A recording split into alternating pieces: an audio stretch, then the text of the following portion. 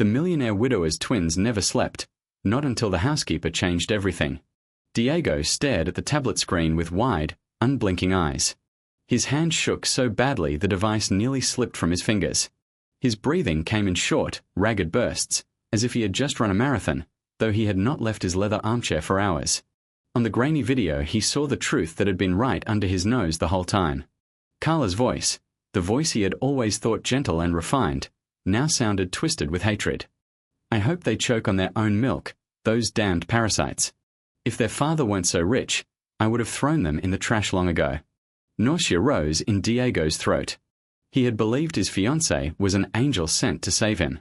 When he saw the hidden recording, his legs gave way.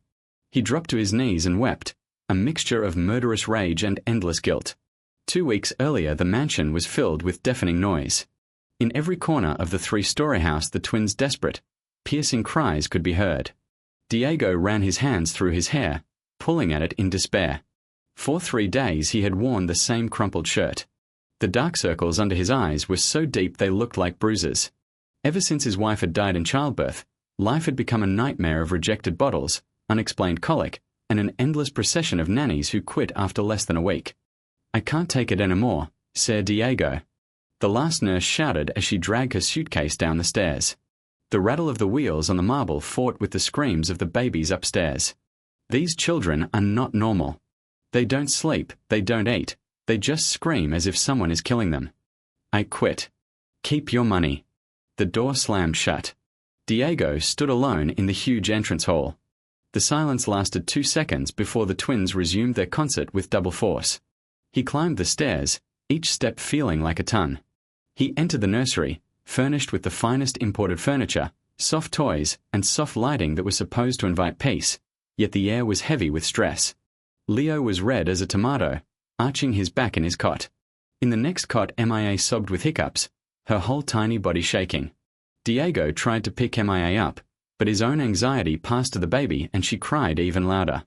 "Please, Leo, please, my son," Diego whispered, his voice breaking, tears burning his eyes. He felt like the most useless man on earth. He had millions in the bank, an international company, power, and influence, yet he could not ease the suffering of his own children. The service door bell rang. At first he ignored it, but the persistent ringing forced him downstairs. He opened the back door and saw a young woman of modest appearance but impeccably neat. She wore a simple dress and clutched a worn folder to her chest. Her hands were reddened, as if she had spent her life in the sun or working with harsh chemicals. But in her eyes was a calm that clashed violently with the chaos of the house. "Good morning, sir. The agency sent me urgently," she said in a soft but firm voice.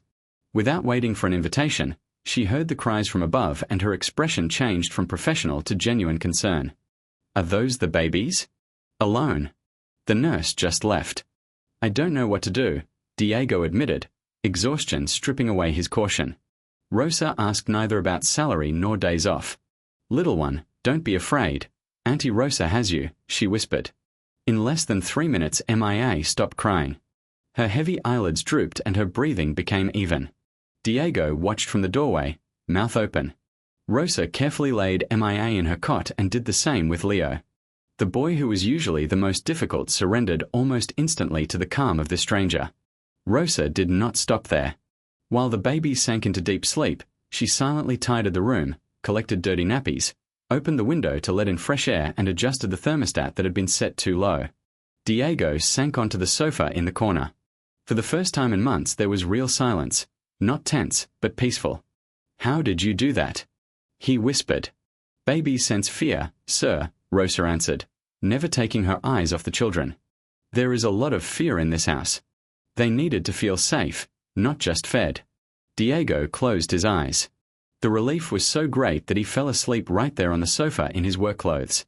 It was the first restorative sleep since his wife's funeral. He woke several hours later as the golden light of sunset filled the room. The silence startled him. He jumped up, afraid something had happened to the children. When he looked at the large bed in the center of the room, the one he sometimes used to stay close to the cots, his heart clenched.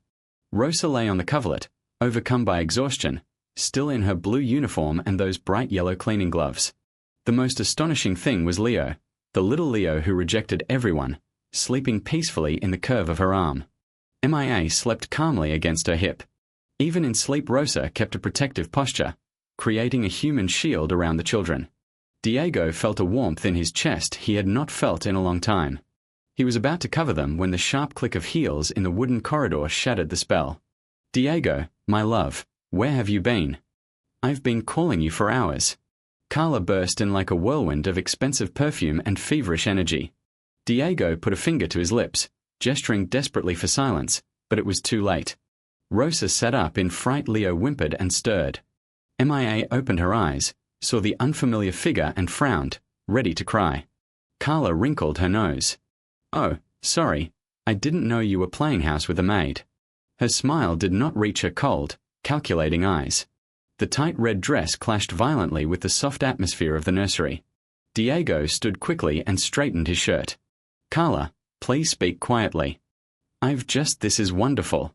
"Rosa, the new girl, I see," Carla interrupted, looking Rosa up and down with open contempt.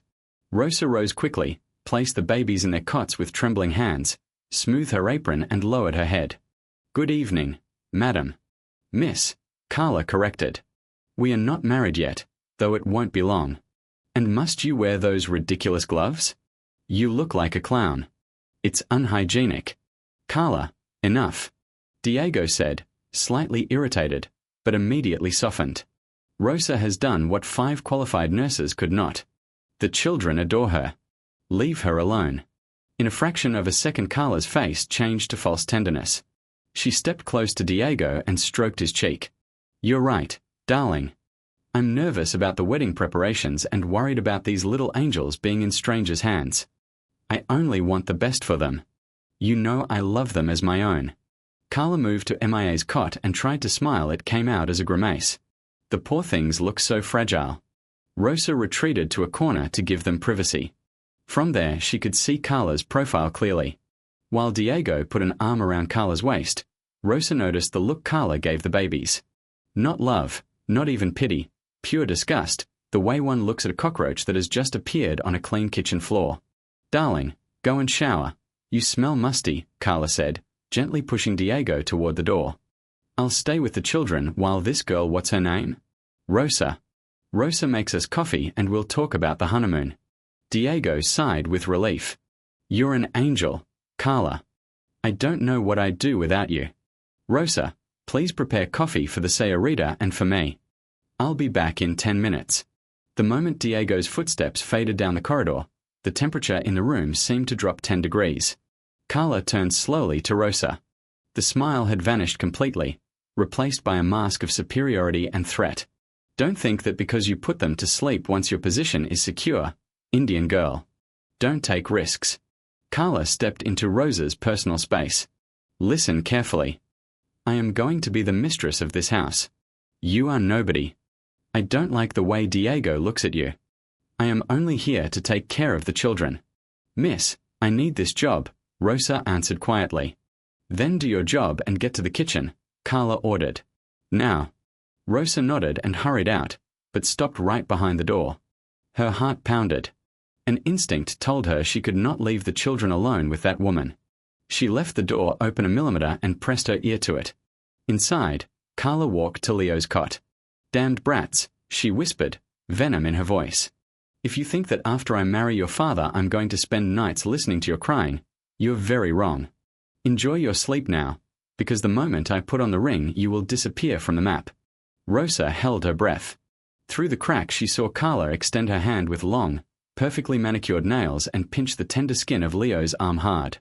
It was not accidental, it was a calculated, cruel movement. Leo screamed in pain and woke MIA, who began to cry. Chaos returned to the room. "Oh no, be quiet," Carla cried, pretending surprise when she heard Diego's running footsteps. Diego burst in with wet hair and a towel. "What happened?" "They were sleeping." Carla put her hands to her mouth, playing the shocked victim. "I don't know, Diego. I was looking at them tenderly and suddenly they started screaming like crazy.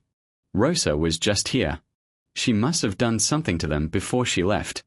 I saw her squeezing them with those horrible gloves. She cut off their circulation." Rosa entered pale, raised her hands and showed the soft rubber gloves. "Sir, I shut up." Carla shouted, stepping between them. Look, Diego, the children are suffering because of this incompetent woman. No one falls asleep that fast naturally. She must have given them something or hurt them. Diego looked at his crying children, then at Carla and Rosa. Confusion clouded his mind. He wanted to believe Rosa, but Carla's voice was so convincing, so full of maternal concern, that doubt took root like poison. Rosa, Diego said sternly, taking Leo in his arms and trying to calm him, go to the kitchen. Do not approach the children until I allow it. Carla smiled triumphantly behind Diego's back. Rosa left the room with tears of helplessness. She saw how Carla, while Diego's back was turned, discreetly pushed Leo's cot so the boy cried even louder.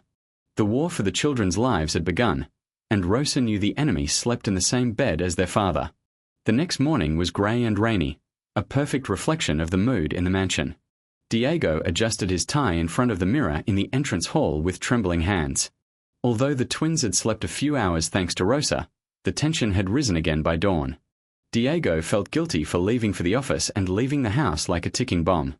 Don't go, sir, please, Rosa begged, appearing from the kitchen with a breakfast tray no one had touched. Her eyes were red, dark circles beneath them. She wore the yellow gloves and held the tray like a shield. Diego took his leather briefcase. Rosa, I have a meeting with Japanese investors. If the company collapses, I need money for the doctors and everything else. He made a vague gesture toward the upper floor. I trust you to keep order. Carla has offered to help today. She wants to build a bond with the children. Rosa lowered her gaze and bit her lower lip almost until it bled. She wanted to scream that Carla was a monster, that she had seen the pinch, that the woman radiated hatred, but without proof Diego would throw her out in a second. And if she left, who would protect Leo and MIA? Yes, sir, I will do my best, she murmured. At that moment Carla came down the stairs, looking impeccable in a cream silk suit that was ridiculously inappropriate for caring for infants. She smiled at Diego, gave him a long kiss on the lips, deliberately ignoring Rosa. Relax, my love. I'll take care of everything today. It will be a day of family bonding. Rosa will do a thorough cleaning of the basement. It's a terrible mess and I need space for my moving boxes. Diego nodded gratefully. Thank you, Carla. You're incredible. Rosa, do what the señorita says. The basement has priority today. Do not go up to the children's room until Carla calls you. Rosa felt a knot in her stomach. The basement was at the far end of the house, 2 floors down, soundproofed by thick concrete walls. If the children cried, she would hear nothing. But sir, the children need feeding every 3 hours and listen. Carla cut her off sharply, though she kept the tense smile for Diego. Don't worry, Rosa, I know how to prepare bottles. Diego, you can go now. Diego stepped out into the rain. The sound of his car driving away marked the beginning of hell. The moment the car disappeared behind the electric gates, Carla's posture relaxed. The perfect fiancé smile melted like wax, revealing a hard, bored face. She turned to Rosa, who was still standing in the hall with the tray. Are you deaf or stupid? To the basement, right now. If I see you stick your nose on the 2nd floor before I order it, I'll tell Diego you stole my engagement ring. And believe me, he will believe me. Rosa trembled with helplessness, turned and walked toward the service door that led to the basement, but she did not go down. She stayed on the first step and waited until Carla went upstairs. Carla entered the children's room and locked the door. Inside, Leo and MIA lay quietly in their cots, watching the mobile with spinning figures above them. Carla looked at them with deep disgust. Well, rats, she said, arms crossed. Your father thinks I love you, but you know the truth. You know you're in my way. I want to travel, I want parties, I want to spend Diego's fortune in Paris, not here cleaning your shit. Carla walked to the high-quality sound system Diego had installed to play relaxing classical music for the babies. With a cruel smile, she connected her phone via Bluetooth, found an industrial heavy metal playlist and turned up the volume. Not to maximum so nothing could be heard outside, but loud enough for the noise inside those 4 walls to be unbearable for such sensitive ears. The distorted guitar chords and guttural screams filled the room. Leo began to cry at once, frightened by the sudden roar. MIA covered her little ears with clumsy hands and curled into a fetal position. That's right. Carla shouted over the music, laughing. Scream, cry. When Diego arrives, you'll be so exhausted and hysterical he won't even want to look at you. But that was not enough. Carla was hot. She went to the digital thermostat on the wall. The temperature was a pleasant 24 degrees. She pressed the down button again and again until the screen showed 16 degrees, the minimum possible for the central air conditioning. The machine hummed louder, directing the icy stream straight onto the cots. Satisfied, Carla walked to the babies and, with a sharp tug, ripped off their warm blankets, leaving them in nothing but thin cotton rompers. "Let's see if the cold calms them a little and stops them wriggling," she muttered. Then she took industrial earplugs from a pocket, pushed them deep into her ears, settled comfortably in the recliner in the corner, turned her back to the cots and began watching fashion videos on her phone, completely oblivious to the screams of terror and uncontrollable crying of the two newborns behind her. 4 hours. 4 endless hours. In the basement, Rosa had cleaned every speck of dust, but her mind was upstairs. Her maternal instinct, the one that needs no blood ties, screamed that something terrible was happening. The total silence was the most frightening thing of all. "I'm going up," she thought. "I don't care if she fires me. I don't care if she accuses me of theft." Rosa crept up the service stairs barefoot so as not to make noise. When she reached the second-floor corridor, she noticed something strange. The wooden floor was unusually cold for the time of year. She approached the nursery door. The music had stopped. Carla had turned it off minutes earlier, calculating Diego's return time. But the silence coming from inside was not the silence of sleep. It was a heavy, sick silence. Rosa tried the handle. The door was locked. "Miss Carla," she called softly, knocking with her knuckles. "I've brought clean towels." The key turned. Carla opened the door only a crack. Her hair was slightly disheveled and she pretended exhaustion. "What do you want?" "I told you to stay downstairs." Mr. Diego called the landline in the kitchen. "He says he's almost here." Rosa lied with a speed that surprised even her. She knew mentioning Diego was the only way in. Carla's face changed from arrogance to controlled panic. She flung the door wide and ran to the bathroom adjoining the bedroom. "My God, I have to fix myself. He can't see me like this," she cried. "Come in, watch them. Don't touch anything." Rosa stepped inside and a blast of cold air hit her like a slap. The room was freezing. She looked at the thermostat. Someone had raised it back to 24 degrees, but the real temperature had not yet risen. The windows were closed. She rushed to the cots. What she saw broke her heart into 1,000 pieces. Leo and MIA were crying, but they were too weak. They had curled into tight, shivering balls. Their lips were violet, their skin pale and almost translucent. The blankets lay on the floor far from the cots. "Dear God!" Rosa exclaimed. Without thinking, she pulled off the thick wool sweater she wore over her uniform, wrapped Leo in it, grabbed a blanket from the floor and covered MIA. She rubbed their little hands frantically to create warmth. "They're frozen, they're ice cold," Rosa whispered while tears of rage ran down her face. When she lifted MIA, the girl gave a hoarse moan, as if her throat hurt from so much screaming. Rosa noticed red marks on her wrists. Someone had held her tightly to stop her moving. At that moment, she heard the front door open downstairs. "Carla, I'm home." Diego's voice echoed through the house. Rosa made a decision. She could no longer stay silent. With MIA in her arms and holding Leo's icy hand through the cot bars, she waited for Diego. Diego entered the room smiling, expecting the idyllic scene Carla had promised, but his smile vanished when he saw the disheveled Rosa rubbing the babies as if they had just come out of a freezer. "What is going on here? Why is it so cold?" he asked, frowning. "Sir, look at this," Rosa said, approaching with MIA and showing him the girl's violet hands. "They have hypothermia." Someone turned the air conditioning to maximum and took off their clothes.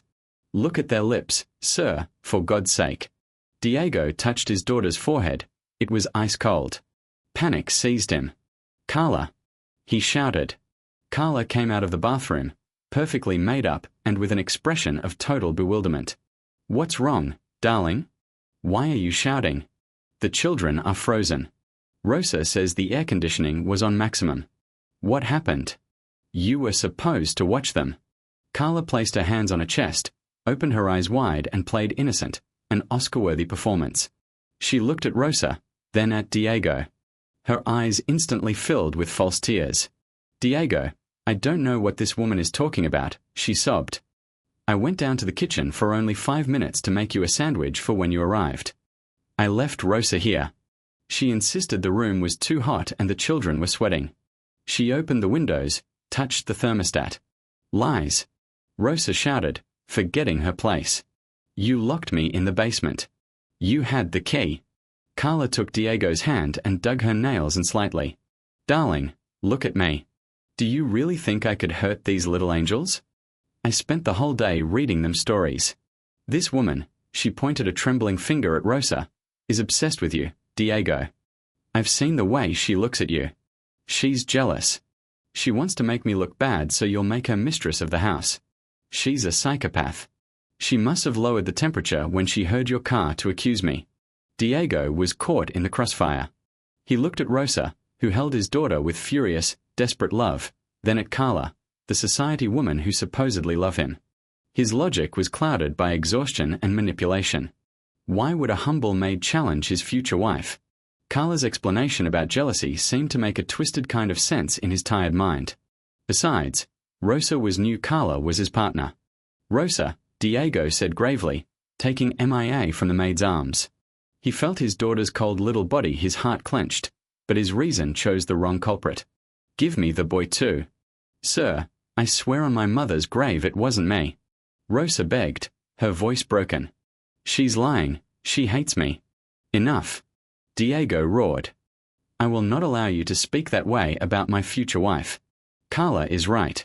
You have behaved strangely, taking on powers that do not belong to you. Fire her.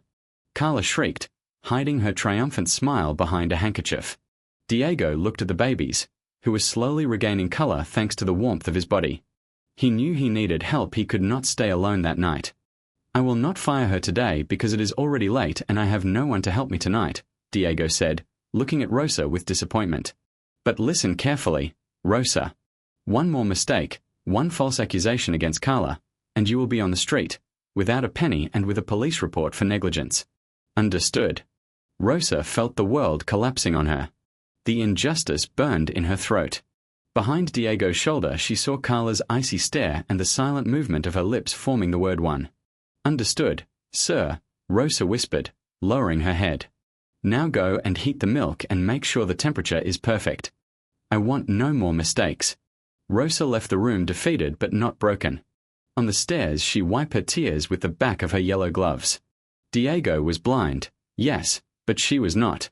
And now she knew she was fighting not just an evil stepmother but a potential murderer. If he won't believe my word, thought Rosa as she lit the stove, I will have to show him the truth, even if it costs me my life.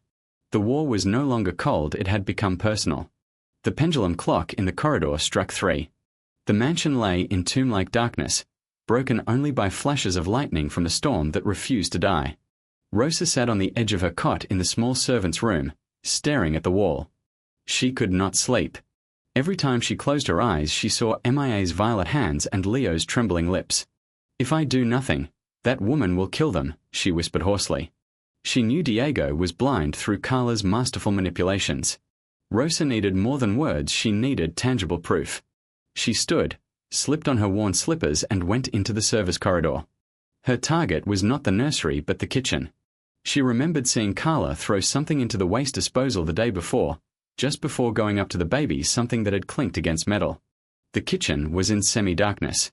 Rosa switched on the torch of her old phone. She went to the main rubbish bin, held her breath and began rummaging among the food scraps, ignoring the disgust, driven by visceral desperation. There has to be something.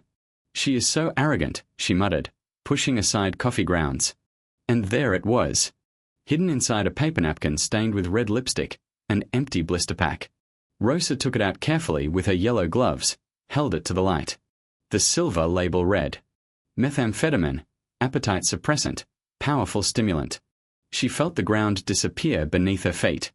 These were not sleeping pills. They were diet pills. Carla had not tried to make the baby sleep, she had drugged them to keep them awake, hysterical and with tachycardia so Diego would despair and see them as an unbearable burden. A scream stuck in Rosa's throat.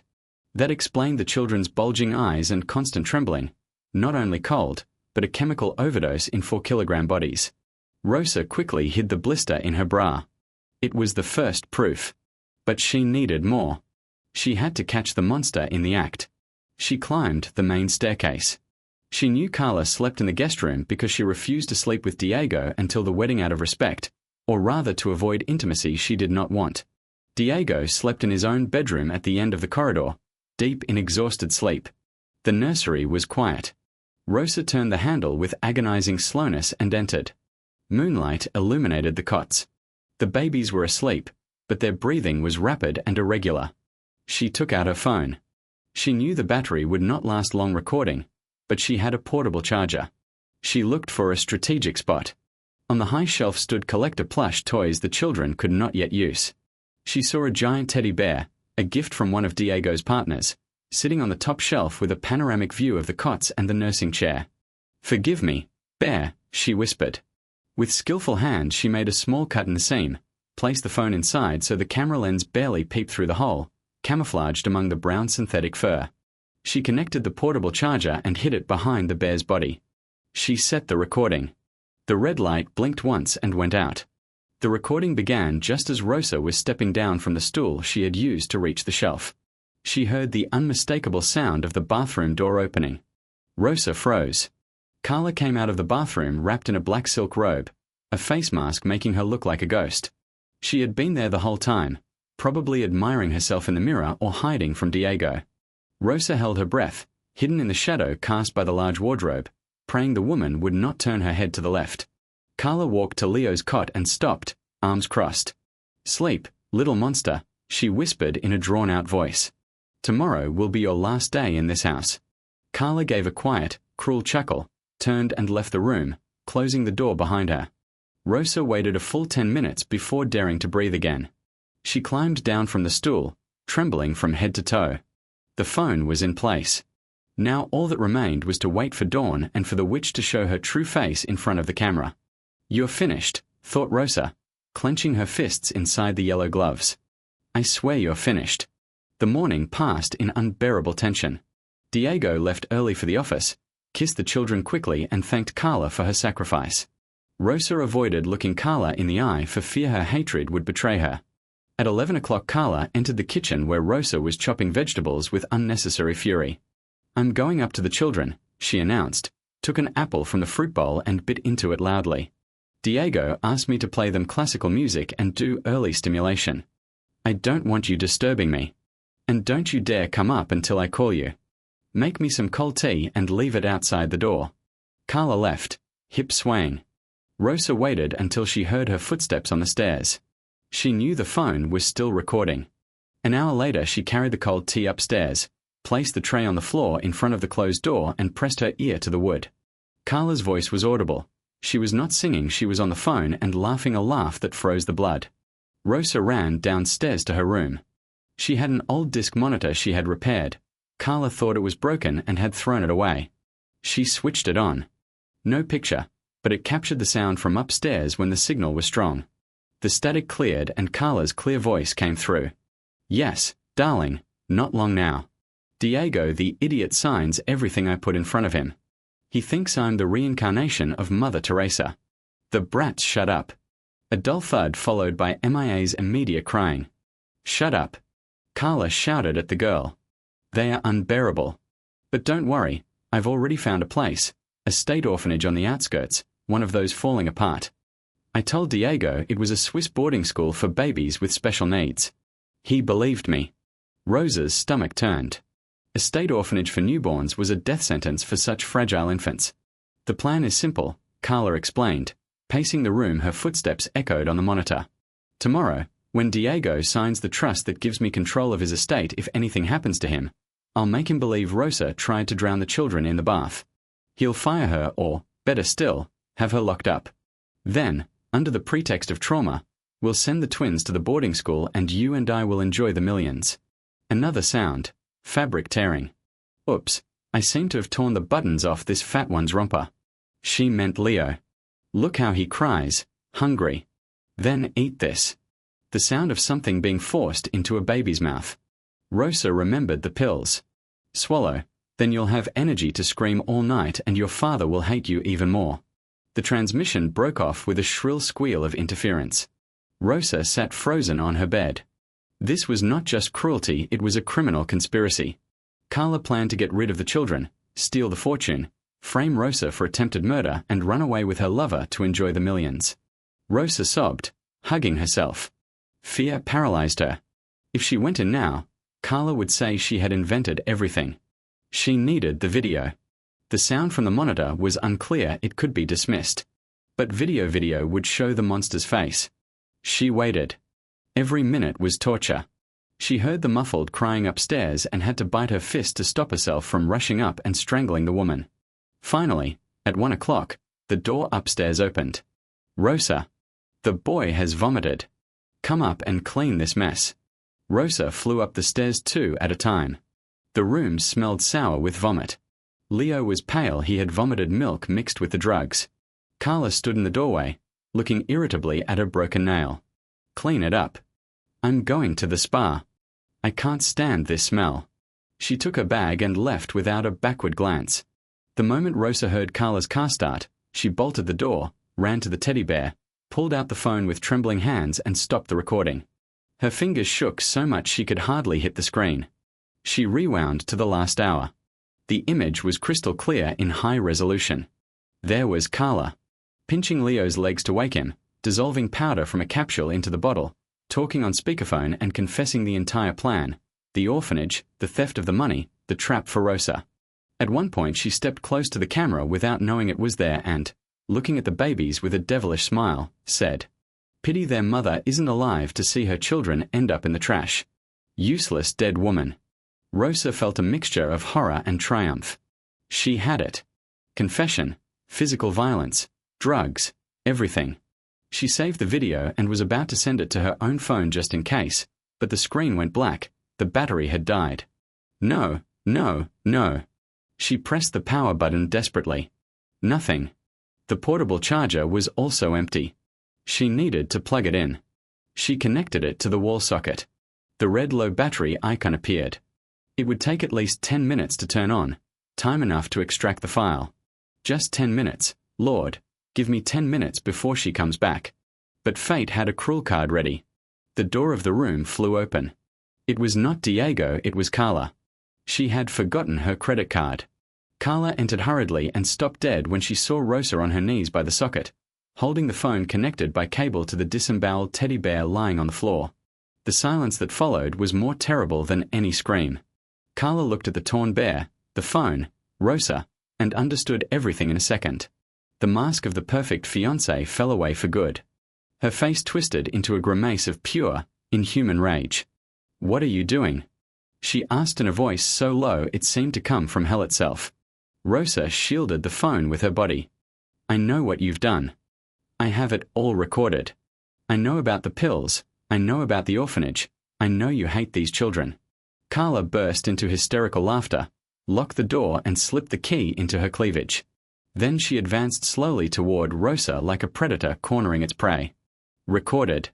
Do you think anyone will care about a hungry maid's recording against the word of Diego's future wife? When Ser Diego sees it, you'll go to prison. Carla lunged at Rosa with astonishing speed. She did not need the phone to delete it. She wanted to destroy Rosa. The fight was brutal. The bedside table fell, the lamp shattered into 1,000 pieces. The babies screamed at the top of their lungs at the sounds of violence. "Give me that phone, you idiot!" Carla shrieked, clawing at Rosa's face. Rosa, stronger from years of hard work, shoved Carla away.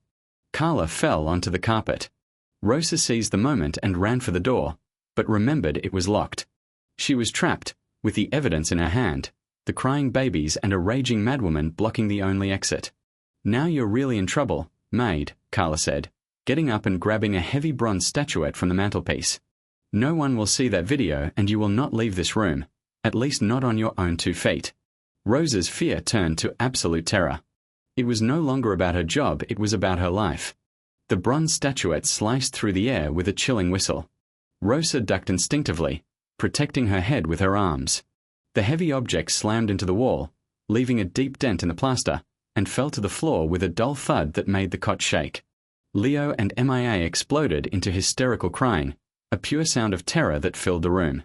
"You're insane!" Rosa shouted, backing against the wall and clutching the old phone to her chest as if it were her own life. Carla did not answer. Her eyes were bloodshot, fully dilated with adrenaline and fury. Nothing remained of the refined lady, only a cornered wild beast. Carla sprang forward and slammed Rosa against the windowsill. "Give me the phone, maid," she growled, sinking her long, manicured nails into Rosa's forearm. The pain was sharp, but Rosa did not release the device. She knew that on that small cracked screen lay the twins' only hope of survival. If Carla destroyed the video, no one would believe her. It would be her word against the word of the millionaire's fiancé. "Never," Rosa answered, shoving Carla away with a force born of desperation. Carla staggered on her high heels and sat down hard on the carpet. For a second she looked dazed. Rosa used that fraction of a second, ran to the door, turned the key Carla had left in the lock and pulled the handle. The door would not open. It had jammed from the pressure of the earlier struggle or from Rosa's panic. "Open, please," Rosa sobbed, shaking the door. "You're not getting out." Carla shrieked. She stood up, seized a crystal vase from the side table and smashed it on the floor right at Rosa's feet. The shards flew like shrapnel. Rosa covered her face. In that moment of distraction, Carla threw herself on her again. This time the woman seemed faster. She grabbed Rosa's wrist and twisted it viciously. Rosa screamed in pain. Her fingers loosened. The phone slipped from her hand. The device fell to the floor, bounced on the carpet. Both women lunged for it, but Carla was closer. With a triumphant, evil smile, her fingers closed around the phone. "No," Rosa cried, trying to snatch it back. Carla kicked her cruelly in the stomach. Rosa doubled over, gasping for air, falling to the floor.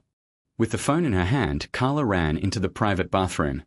Rosa tried to get up, coughing and fighting for breath, but her legs would not obey. She heard the unmistakable sound of something falling into water, followed by the toilet being flushed again and again.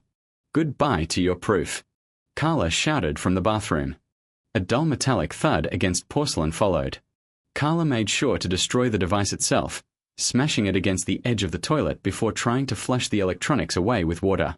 Rosa crawled to the bathroom doorway just in time to see Carla throw the shattered remains of the phone into the waste bin, wet and useless. The noise of the fight and the baby's screams had alerted the whole house. Heavy footsteps pounded up the stairs.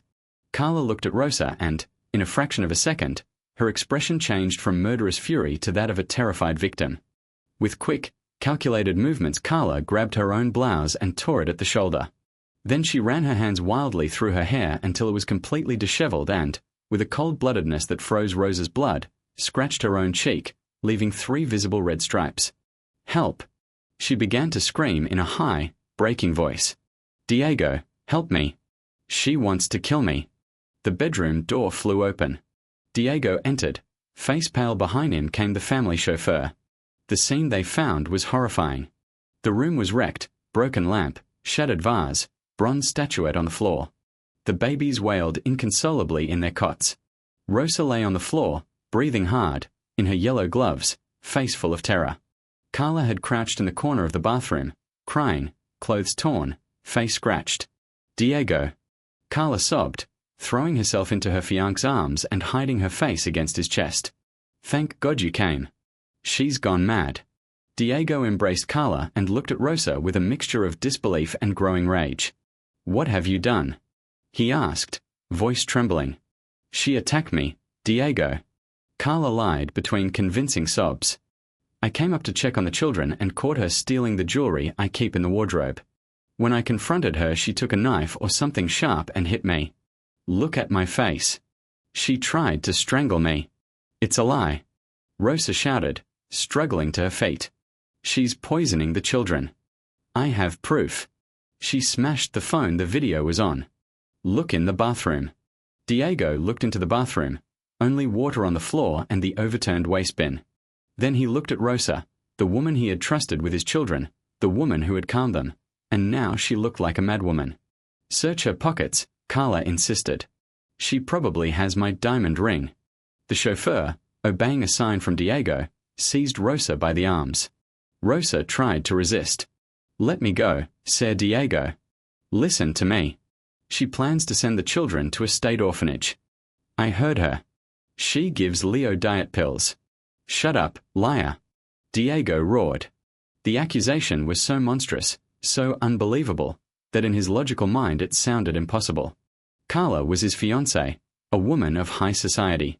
Rosa was an employee who had been in the house only 2 days. The visible evidence, the injured Carla, the wrecked room, pointed to only one truth.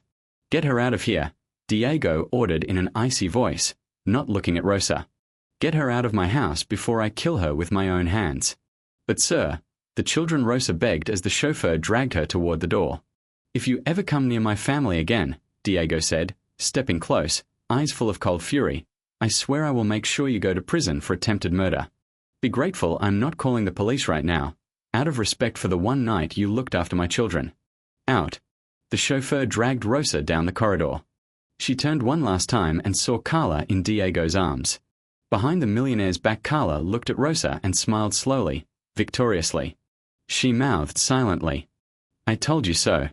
They dragged Rosa down the stairs, through the entrance hall, and without ceremony threw her out through the service door. Her bag flew after her and landed in a muddy puddle. The massive oak door slammed shut with a final bang. The sound of the bolts sliding home was like a grave closing. Rosa was left alone in the rain that had started again, lying on the cold ground. She had failed. She had lost the only proof. Now those 2 defenseless babies were locked up with a monster who wanted them dead. She covered her face with her hands and screamed. A scream of helplessness swallowed by the storm. Everything was lost. Evil had won.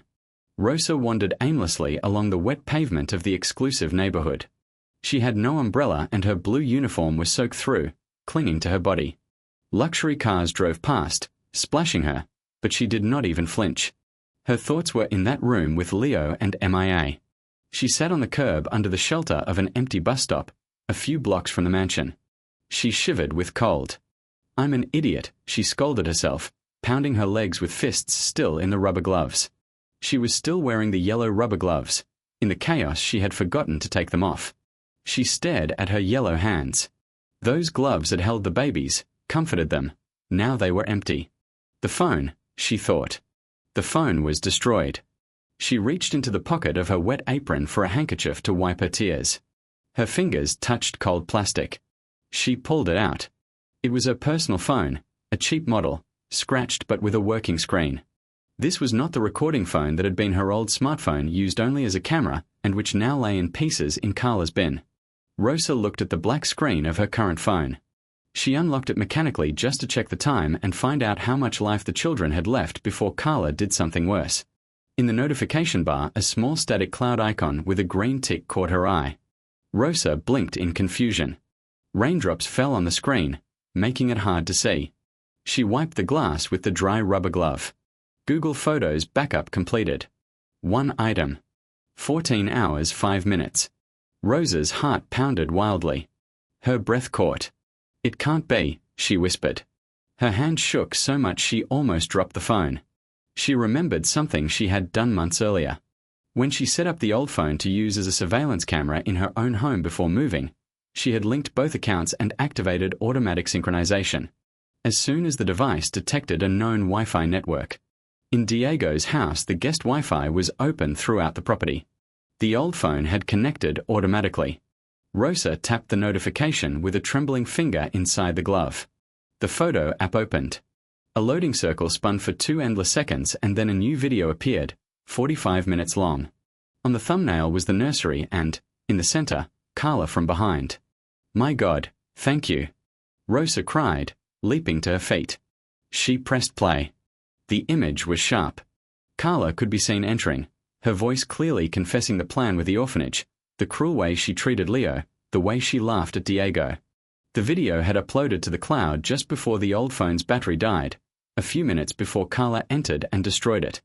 The technology Rosa barely understood had just saved her life. But the euphoria did not last long. She had the proof, yes, but she was outside. Diego had thrown her out and threatened her with the police. The doors were locked, the walls high, and Diego was probably at that very moment comforting Carla, blind and deaf to anything Rosa might say. "I have to get in," Rosa said, slipping the phone into her bra to protect it from the rain. "I have to show them, even if they arrest me." She ran back to the mansion. Her shoes slapped against the asphalt. When she reached the big wrought iron gates, she saw they were firmly closed. There was a guardhouse, but the guards had strict orders. If she tried to force her way in, they would call the police. Carla was still playing her game to get rid of the children. She needed another way. Rosa circled the perimeter of the property, looking for a weak spot in the 3-meter stone wall. She remembered the gardener mentioning an old ivy vine at the back near the rubbish containers that he should have cut weeks earlier. She ran to the rear, slipping in the mud. There the thick, knotted ivy climbed the stone wall. Rosa was no athlete. She was a working woman, tired and beaten, but the thought of Leo and MIA alone with Carla gave her superhuman strength. She took off her shoes for better grip, dug the fingers inside the rubber gloves into the cracks in the wall, and began to climb. The rain lashed her face. She slipped twice, skinned her knees until they bled, but she did not stop. With a final effort, she managed to swing one leg over the wall and jump down the other side, landing on a pile of dry leaves in the back garden. She stood up, limping. The house rose imposingly before her. Lights were on the ground floor. Through the large French windows she could see silhouettes in the living room. She crept closer, pressing herself against the wet wall, and peered inside. Diego sat on the sofa, head in his hands, looking utterly devastated. Carla was beside him, a glass of brandy in her hand, stroking his back with false tenderness. She seemed to be whispering something in his ear, probably persuading him to sign the trust documents or to send the children away that very night for their own safety. Rosa knew she could not simply knock on the window. Carla would scream, Diego would call security, and everything would be lost. She had to be smarter. She saw that the huge smart TV in the living room was on, showing relaxing landscape images. Diego usually used it to watch financial news. Rosa looked at the screen mirroring icon on her phone. Connect, please, don't ask for a code, she prayed. Her phone detected the device, Samsung TV living room. She tapped the name. Inside, Diego looked up. The television screen flickered black for a second. What's wrong with the TV? He asked distractedly. Must be the storm, darling. Don't worry, Carla said, trying to bring his attention back to the documents she had placed on the coffee table. Sign here, Diego. It will be better. Tomorrow we'll take them to that special place where they'll be safe from people like that crazy Rosa. Diego picked up the pen. His hand trembled. He was one step away from signing his children's death warrant. Outside in the rain, Rosa saw connected. Now you'll see who's crazy, Rosa said with fierce determination. She pressed play and turned the volume to maximum from her phone. The mansion's giant screen came to life, but it was not landscapes. It was the grainy but clear image of the nursery. Carla's voice, amplified by the home cinema surround system, exploded in the living room like thunder. I hope they choke on their own milk, those damned parasites. If their father weren't so rich, I would have thrown them in the trash long ago. Diego dropped the pen. Carla froze with the brandy glass halfway to her lips. Her face went white as paper. Time seemed to stop. The Bohemian crystal glass Carla was holding slipped from her perfectly manicured fingers and shattered on the marble floor. The sharp sound of breaking glass could not drown out Carla's cruel laughter on the screen as she continued to mock the babies. The amber liquid of the brandy spilled in a toxic stain and splashed onto Diego's designer shoes. Diego stood petrified like a statue. His brain, exhausted by insomnia and stress, could not process what his eyes saw and his ears heard. He stared at the giant screen where Carla leaned over Leo's cot with an expression of absolute disgust. Then, slowly, he turned his head toward the real Carla, the one sitting beside him on the velvet sofa, the woman who seconds earlier had been tenderly stroking his back. Carla was pale, mouth open. Her eyes darted feverishly between the television and Diego. For the first time, real fear flashed across her face. What is this? Diego asked. His voice was barely audible, hoarse, full of agonized confusion. Carla reacted with the survival instinct of a cornered animal. She lunged for the coffee table, desperately searching for the remote. It's a trick. It's her. She screamed, voice breaking. Turn it off, Diego, please. The maid hacked your system. Diego, coming out of his stupor, caught Carla's hand before she could touch the remote. His grip was strong, almost painful. No, he said, staring at the screen. Let it finish. I want to hear it. On the screen, the virtual Carla continued her monologue of hatred. I can't wait to send them to that run-down boarding school. A few months there and they're sure to catch pneumonia that will rid us of them forever." "That's a lie," Carla shrieked, throwing herself on the floor and clutching Diego's knees, sobbing with theatrical despair. "Diego, look at me. It's artificial intelligence. These days computers can make anyone say anything. This woman is obsessed with you. She wants to separate us. Can't you see it's edited?" Diego looked at Carla, whose tears seemed genuine. The poisonous doubt Carla had sown and watered for months began to sprout again in his mind. Was it possible? He had read about deepfakes. Rosa had seemed so unbalanced minutes earlier, attacking Carla and shouting incoherent accusations. And what if Rosa really is crazy and fabricated all this from outside? Outside in the pouring rain, Rosa watched the scene through the steamed-up windows. She was soaked to the bone, shivering with cold. Water ran down her face, mixing with tears. Her wrinkled, numb fingers inside the yellow rubber gloves held the phone like a lifebuoy in the middle of the ocean. Through the glass, she saw Diego's expression soften slightly at the sight of the crying Carla. She saw his hand hesitate and release Carla's wrist. "No, don't believe her." Rosa shouted into the wind and rain, striking the glass with her free hand, though she knew they could not hear her through the double glazing and the noise of the storm. Inside the living room, Carla noticed the doubt in Diego's eyes and played her trump card. She rose slowly, wiped the tears with the back of her hand and took Diego's hands, placing them gently on her flat stomach. "Diego, I didn't want to tell you like this," with all this stress she whispered, looking into his eyes with rehearsed vulnerability. "I'm pregnant. We are going to have a baby, a little brother or sister for the twins." Diego froze. The news hit him like a train. "Pregnant?" He repeated. "Yes, darling. I found out this morning. That's why I was so sensitive. That's why that woman attacked me, because she knows we are now a real family."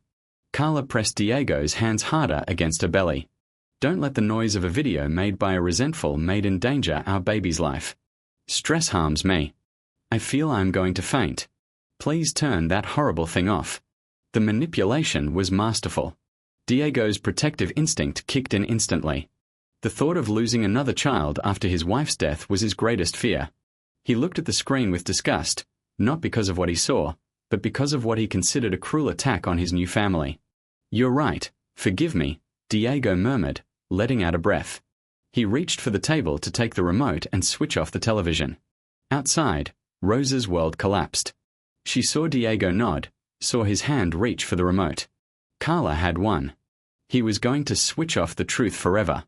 "No." Rosa screamed. Her fingers trembled. The phone screen was wet with rain, but she tried to fast-forward the timeline. "Come on, work," she begged. The touchscreen did not respond to the water. Diego already held the remote, his thumb rested on the red power button. Rosa frantically wiped her finger on a dry patch of underwear beneath her soaked uniform and pressed the timeline. The image on the television flickered and jumped several minutes forward, just before Diego pressed the button. The change of scene made Diego pause a fraction of a second before switching off. The angle had changed. Now Carla could be seen sitting in the nursing chair, phone in one hand, wine glass in the other. The sound, which had lagged a second because of the unstable connection in the rain, suddenly synchronized with deafening volume. "Yes, I'm drinking wine, so what? I'm not pregnant, you idiot.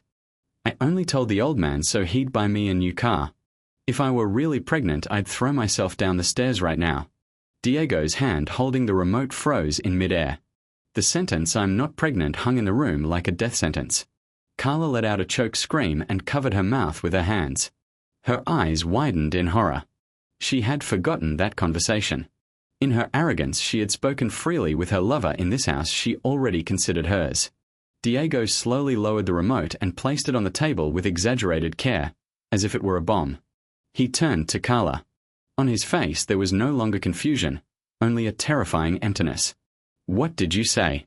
he asked in a voice so cold the temperature in the room seemed to drop 10 degrees. "Diego, that was many years ago," an old recording Carla stammered, backing toward the fireplace. But the video continued relentlessly.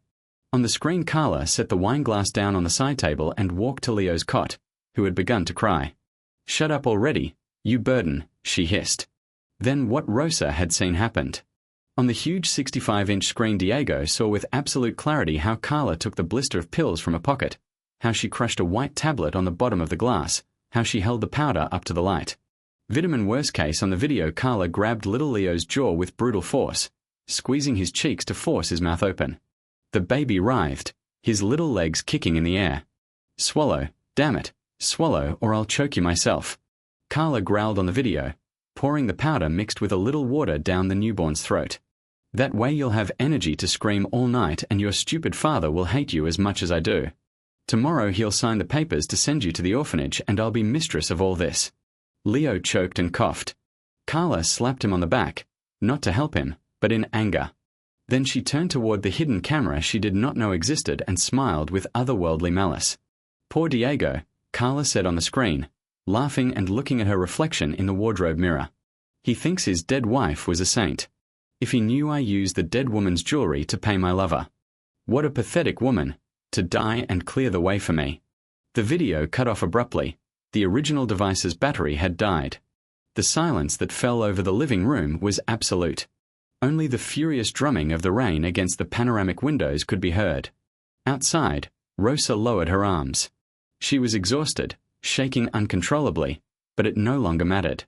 He had seen it. He had seen everything. She slid down the wall and sat on the wet garden ground, hugging her knees and crying silently, not from sadness but from a relief so deep it hurt. Inside, Diego stood motionless. He looked like a pillar of salt. His mind replayed every moment of the last months. The unexplained weight loss of the babies, the dark circles under their eyes, Carla's insistence on sending them somewhere, the dismissed nannies, and now Rosa, whom he had thrown out like a dog. Slowly Diego raised his gaze from the switched-off television and fixed it on Carla. Carla trembled, pressed against the stone fireplace wall. There were no more excuses.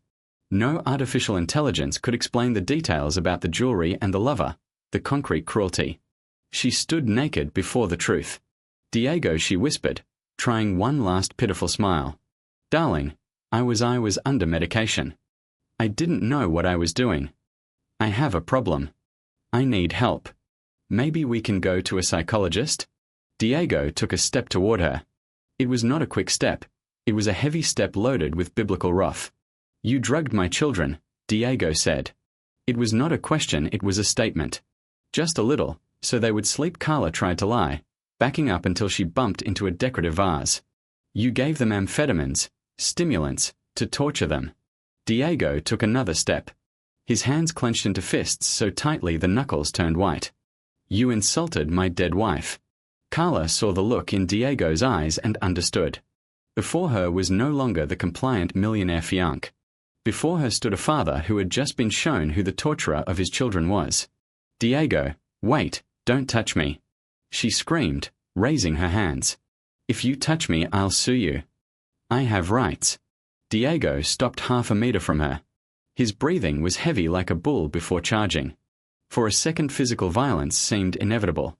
The tension in the air was so thick it could be cut with a knife. Diego raised his hand.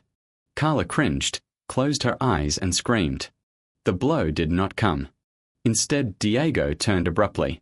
He seized a Ming Dynasty porcelain vase that stood on the table, a wedding gift from Carla's family, and hurled it with all his strength against the wall, only centimeters from her head. The shards flew in all directions and cut Carla's cheek slightly. She fell to the floor in fright and burst into hysterical sobs. "Get out!" Diego roared. The shout was so powerful it seemed to shake the foundations of the house.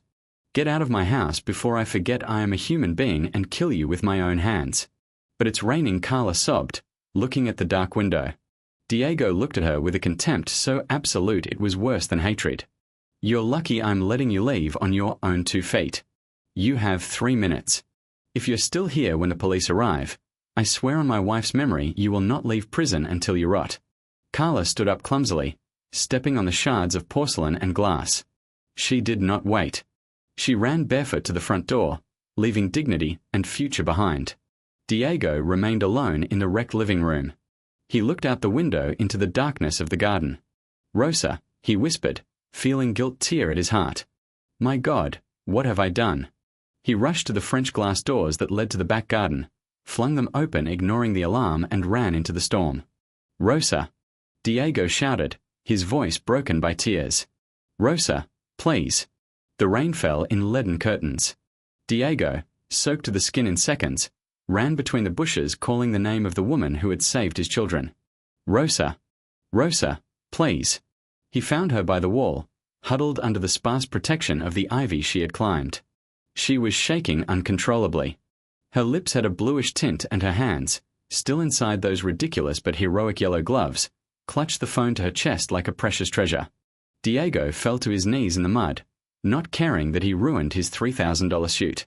Rosa, my God, Rosa, he cried, touching her ice-cold face.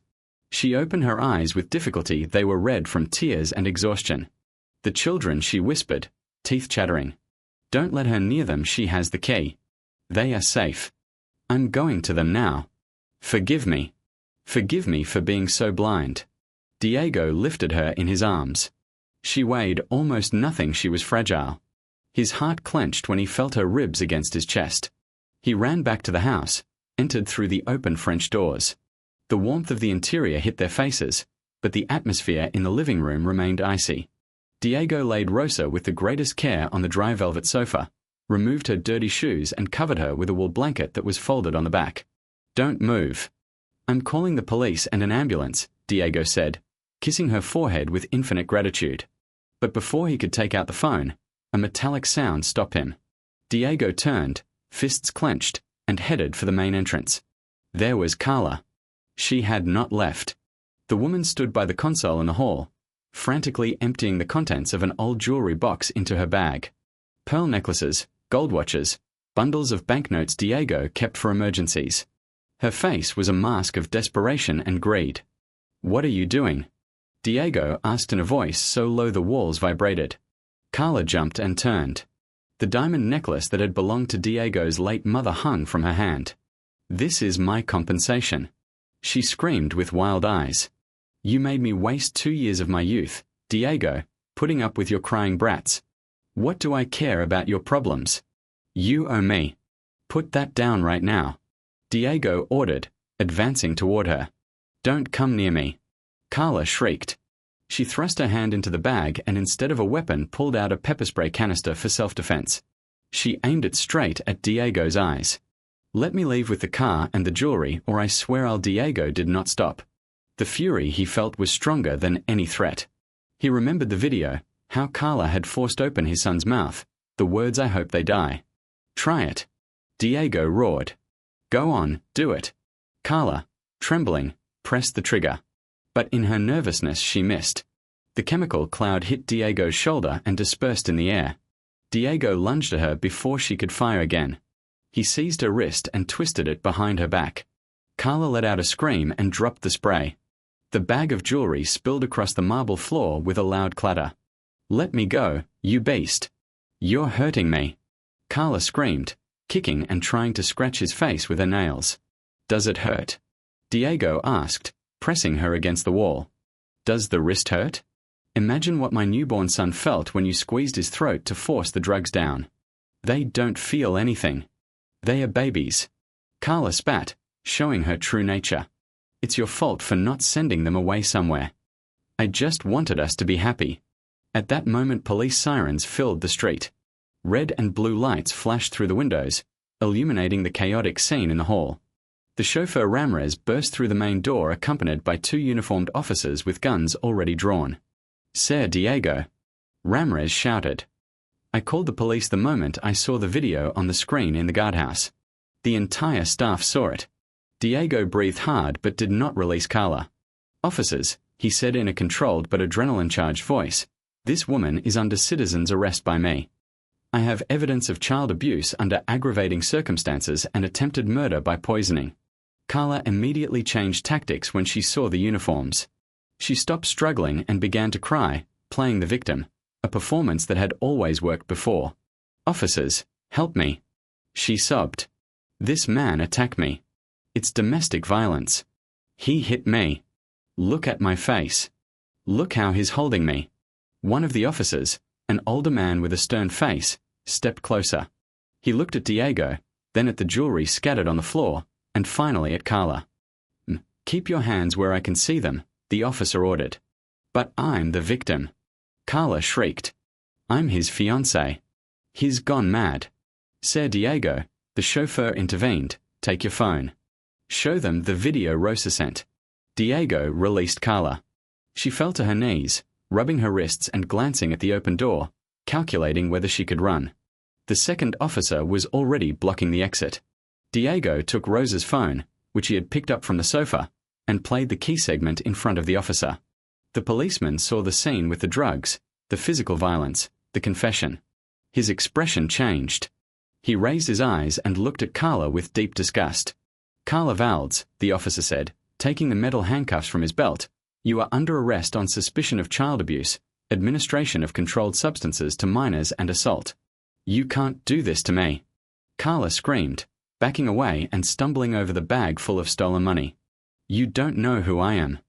My father is a lawyer. I'll sue all of you. The officer grabbed her roughly, spun her around and snapped the handcuffs on her wrists with a dry, final click. You have the right to remain silent. I advise you to use it, because every time you open your mouth you only dig yourself deeper. Diego watched as they led her away. He felt neither pity nor love, only a great emptiness and the urgent need to go upstairs to his children. Look at her, Diego said, turning his back on the woman he had almost married. And make sure she never sees sunlight again. Carla's removal in the patrol car did not go unnoticed. The storm had eased a little, leaving a cold drizzle, but the scandal drew the neighbors. Carla came out of the house in handcuffs, accompanied by 2 officers. She had lost a shoe in the fight and limped pathetically across the wet asphalt. Her makeup had run, giving her the look of a sad, sinister clown. The designer clothes were torn and dirty. Let me go, you pigs. Carla screamed, kicking in the air. Diego, tell them I love you. We can fix everything. I'm pregnant, I swear. Diego did not look. He was already climbing the stairs 2 at a time. Behind him came a team of paramedics who had just arrived at the entrance. Paparazzi who roamed the exclusive neighborhood looking for celebrities took the photo that would appear on the front page the next day. Carla Valdes, society lioness and fiancée of a millionaire, being pushed into the backseat of a patrol car with her face twisted by hatred and defeat. Inside the house true justice still had to be confirmed. Diego opened the nursery door with the master key the chauffeur carried. The stale, sour smell of vomit still hung in the air. The paramedics entered quickly. Diego rushed to the cots. Leo and MIA were not sleeping. They were strangely still, eyes wide open and pupils fully dilated, a side effect of the amphetamines. Are they alive? Diego asked in a choked voice. They have tachycardia, sir, the senior paramedic said, placing the stethoscope on Leo's chest.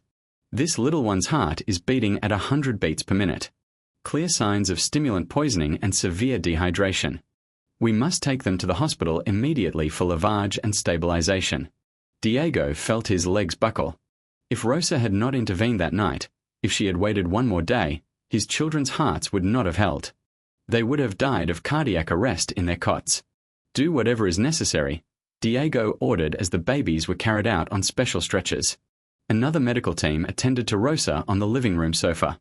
Mild hypothermia, multiple bruises and a wrist sprain from Carla's attack. A detective from the Crimes Against Children unit approached Diego while Rosa was being loaded into the ambulance. Ser Diego, the detective said, holding up a transparent evidence bag. Inside was a bottle of pills found in Carla's cosmetic bag in the guest bathroom. We found this, high-purity methamphetamine in powder form.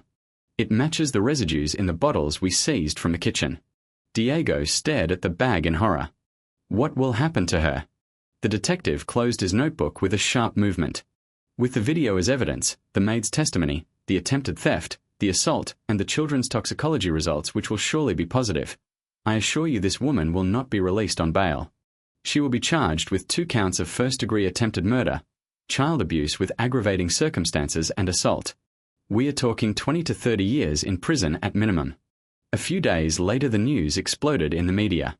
The angel of death of high society ran the newspaper headlines. News broadcasts showed censored excerpts of the video. Carla's reputation was destroyed. Her elite friends distanced themselves.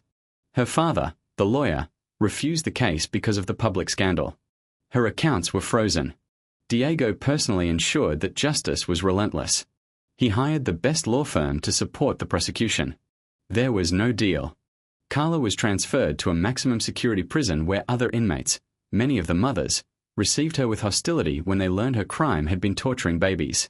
Diego attended one of the preliminary hearings.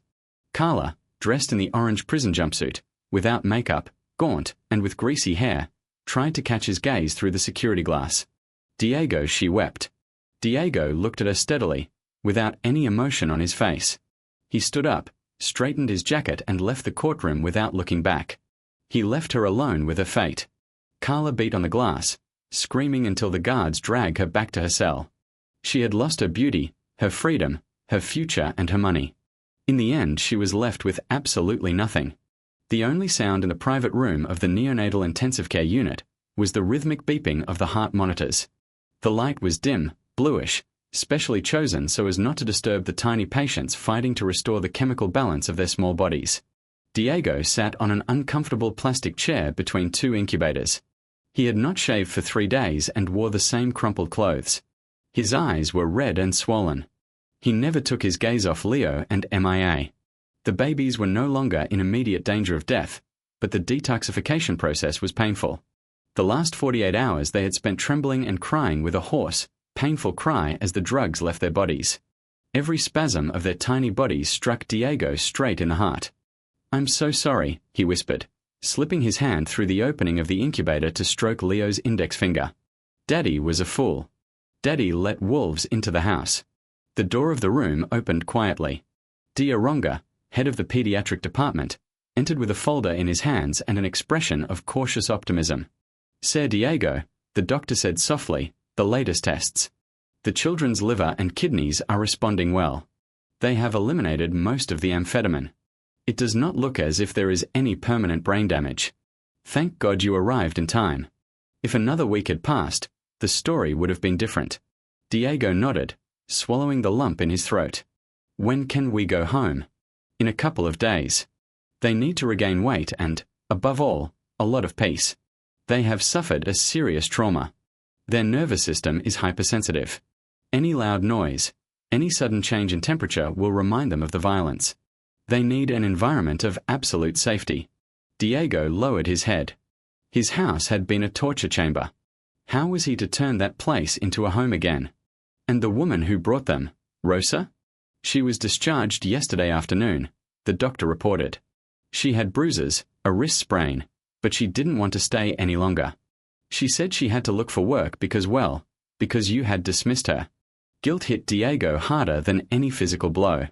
He stood up abruptly. "She left." "Yes, but she left this for you." The doctor handed him a small crumpled note torn from a notepad. Diego unfolded it with trembling hands. There, in hurried, simple handwriting, was the note. "Sir Diego, do not worry about my final pay. Just take care of the little angels. Don't let MIA get cold. She likes it when you sing to her softly. Leo calms down if you stroke his back in circles. May God bless you. Rosa." Diego read the note twice. No reproach, no insult, no demand, only loving instructions for the children of the man who had thrown her out into the rain. "I am nothing," he told himself. He put the note in his pocket, kissed the glass of the incubator and looked at the doctor. "Take care of them like the apple of your eye, doctor. I'll be back in a few hours. I have to find the only mother my children have truly known." Diego spent 6 hours combing the poorest neighborhoods of the city. He had Rosa's address from the employment agency file. When he arrived at the small house, the neighbors told him, "She's not here. She went to church." The neighbor looked at the luxury car with suspicion. "She went to pray for some sick children," she says. Diego drove to the small parish church in that neighborhood. He ran inside. The church was empty except for a solitary figure kneeling on the first pew in front of the image of the Virgin Mary. She wore an old sweater and a bandage on her right wrist. Diego walked down the central aisle. His footsteps echoed in the silence. Rosa did not turn. She was absorbed in prayer. "Rosa," he called in a broken voice. She stiffened, turned her head slowly and, seeing him, jumped up in fright. "Sir Diego, I swear I won't bother you. I only came to pray." Diego did not let her finish. He dropped to his knees right there on the cold stone floor of the church, in front of his former employee. "Forgive me," he said, and the tears he had been holding back finally flowed. "Forgive me, Rosa. I was a blind fool. You saved my children's lives and I repaid you with contempt. You stood up to a monster to protect them and I treated you like a criminal." Rosa looked at him in astonishment. Her dark eyes filled with tears. She leaned forward, trying to lift him. "Get up, sir. Please don't kneel before me. I only did what any person with a heart would have done." "No," Diego insisted, taking Rosa's calloused hands in his. "You did what no one else did. You loved them when I was too busy being a victim of my own pain. Rosa, I beg you, I implore you, come back home." Rosa shook her head sadly. "Sir, in that house, with that woman there was so much evil. I am only a cleaner. I don't know if I can return. Carla is in prison and will never get out," Diego said firmly. "And you will not be a cleaner. I want you to be the mother of my children. I want you to be part of the family. I will pay you triple, give you insurance, anything you want. But Leo and MIA need you. Yesterday in the hospital they cried and I didn't know how to calm them. Only you know. Please." Rosa looked into the desperate eyes of that powerful man who now seemed like a lost child. She thought of the babies, of their cold little hands, of how they had pressed against her seeking warmth. Her heart was too big for resentment. "All right, sir," Rosa said gently. "I'll come back. But on one condition. Allow me to wear these yellow gloves." Rosa smiled shyly. Carla said they were ugly, but the children like the bright color. They look at them and forget the pain.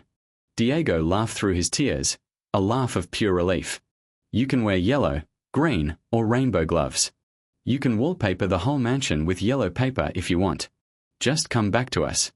A week later the mansion had changed. Diego ordered a deep cleaning, not only physical but spiritual. He threw out all the furniture Carla had chosen, burned the cold silk sheets and replaced them with soft, warm cotton. The nursery was painted a warm, soothing beige instead of the modern lilac Carla had imposed. The transition, however, was not easy. The first night at home was hard. Leo and MIA, still suffering the after-effects of the trauma, woke every hour screaming. Diego tried to comfort them, but his own anxiety passed to the babies. Rosa took control. She settled in the nursery and refused the luxurious guest room Diego offered her. "I need to be here, sir. They need to hear my breathing to know they are not alone," she said. Diego watched from the doorway as Rosa turned chaos into peace. She did not merely care for the children, she healed them. A night of great storm arrived, very similar to the terrible night of the Revelation, but this time the rain beat against the windows like a lullaby, not a threat. Diego was in his study reviewing the last documents of the lawsuit against Carla and the papers for the urgent divorce and annulment of the engagement. He felt exhausted. The clock showed 2 in the morning. He left the study and walked quietly down the corridor. The house was calm. There was no crying, no screams, only a serenity that had not existed in that mansion since the twins were born. He approached the nursery door, which was ajar. Warm amber light from the bedside lamp spilled into the corridor. Diego gently pushed the door and stopped on the threshold. The scene he saw took his breath away and, for the first time in many years, he felt his soul heal completely. It was a scene as if taken from a Renaissance painting, but with the rough, wonderfully real touch of life. The room was bathed in that warm light. The beige walls reflected absolute calm. In the center stood the large bed Diego had placed so Rosa could rest beside the cots. Rosa was there. She had not changed for sleep. She still wore her classic blue maid's uniform with white collar and cuffs, impeccably clean. She lay on her side on the white sheets, overcome by total exhaustion. It was clear she had worked until the last second. On her hands were still those bright yellow rubber cleaning gloves. Probably she had cleaned and disinfected the room to make sure no trace of Carla's perfume remained in the air and then simply collapsed from fatigue. But she was not alone. Protected in the curve of her arm slept Leo. The little boy wore a grey striped romper and his tiny hand clutched the fabric of Rosa's apron.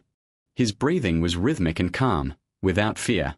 On the other side, MIA slept on her back with a barely perceptible smile on her lips, her foot touching Rosa's yellow glove.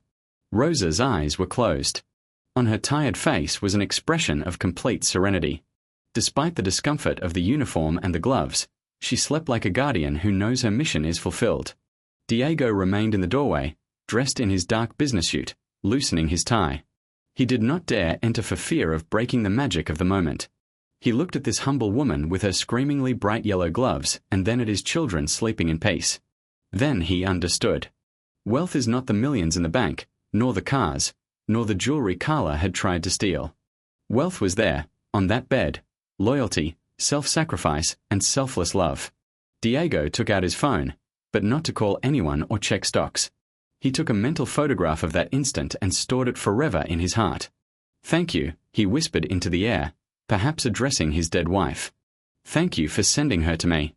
He switched off the light in the corridor and closed the door with millimeter care, letting his children and their guardian angel rest. The next morning Diego made a decision. He gathered his team of lawyers. "I want to create a trust," he said, "for Leo and MIA's education.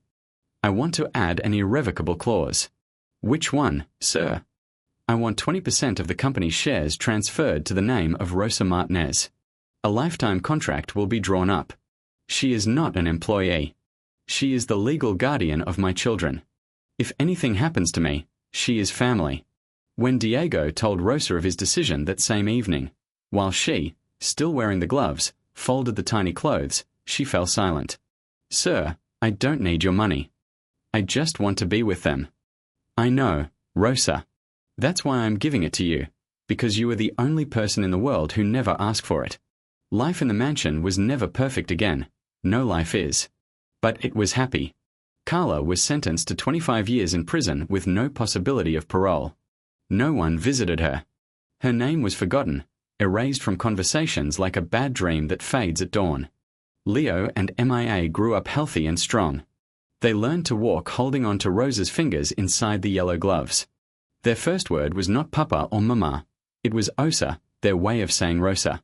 Diego never married again. He did not need to. He had his children, he had peace, and he had the best friend and companion life could give him. He understood that angels do not always wear white wings and play the harp. Sometimes they wear blue uniforms, yellow rubber gloves, and have hands roughened by work and love. The mansion, once cold and silent, was now filled with laughter, and at night everyone finally slept in peace.